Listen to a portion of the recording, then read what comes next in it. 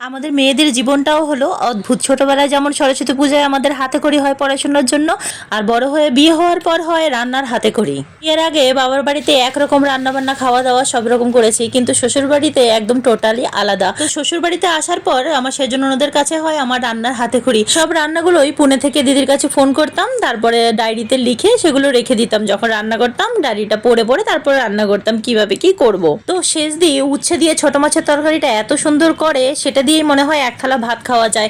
তো দিদির কাছেই শেখা এই রান্নাটা, পুঁটি মাছ দিয়ে এই উচ্ছে দিয়ে রান্নাটা। এত বড় হয়ে গেছি আমি এখনো তেতোটা খাওয়া শিখিনি, তাই ছোট্ট অর্ধেক একটু আলু অ্যাড করেছি যেন তেতোটা কম লাগে। আর যেহেতু আমার ছেলে মেয়ে খাবে, তাই একটু আলুটা না দিলে পরে বেশি তেতো হলে ওরা খাবে না। যদি কলকাতায় যাওয়ার পর সেরকম সময় সুযোগ হয়, তাহলে আমি অবশ্যই আমার শেষ দিকে বলবো যে এই উচ্ছে তরকারিটা তোমাদের সাথে যেন রেসিপিটা শেয়ার করে।